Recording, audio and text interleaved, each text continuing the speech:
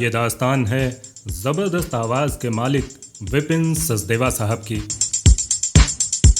जन्म हुआ सन 1956 दिल्ली में। इनके पिता एक अकाउंटेंट और माँ एक गृहिणी थी।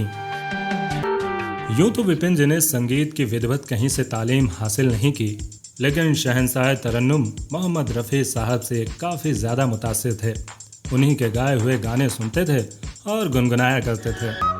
महज 8 बरस की उम्र से ही इन्होंने गाना शुरू कर दिया था। शुरुआती दिनों में जागरण पार्टी माता की चौकी में भजन गाया करते थे तो लोगों की सराहना मिल जाया करती थी और कुछ रुपए भी मिल जाया करते थे। लोगों की वाहवाही देखकर घर से भी सपोर्ट मिल जाया करता था, जिससे ये शौक और भी परवान चढ़ता गया। बॉलीवुड में आने का किस्सा इनका बड़ा दिलचस्प रहा। हुआ यूं कि रफ़ी साहब का इंतकाल हो चुका था और रफ़ी साहब की याद में एक कार्यक्रम था, रफ़ी के गाने, जिसमें विपिन सचदेवा रफ़ी साहब के गीतों को गा रहे थे। उसी कार्यक्रम में मशहूर डायरेक्टर सावन कुमार टॉक भी बतौर मेहमान पहुंचे थे और इनके गायकी से वो खासा मुतासिर हुए और इनको अपनी अगली फिल्म में गवाने का वायदा किया। और वो दिन भी आया फिल्म सनम बेवफा में। इस गाने से इन्होंने डेब्यू किया और उसके बाद के गानों ने तहलका मचा दिया। इनकी आवाज़ से टी सीरीज़ कंपनी का मालिक गुलशन कुमार साहब भी काफ़ी ज़्यादा मुतासिर हुए और गुलशन कुमार साहब ने इनको अपने ऑफिस में बुलाया और बुलाकर कहा कि मेरे साथ काम करोगे। फिर उसके बाद इन्होंने कभी पीछे मुड़कर नहीं देखा। गुलशन कुमार साहब के साथ मिलकर इन्होंने कई भक्ति एल्बम्स निकाले।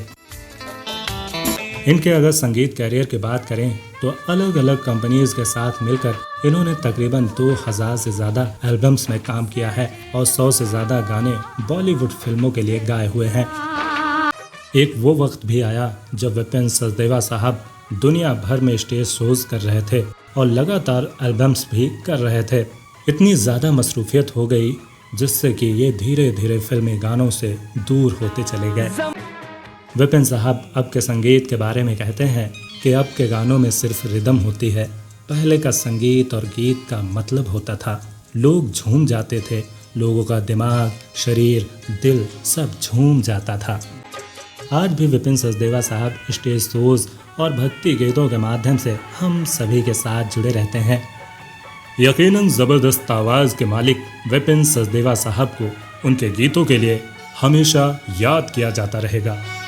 ऐसे ही ज़बरदस्त वीडियो पाने के लिए हिस्टोरिया चैनल को लाइक करें, शेयर करें और सब्सक्राइब करें।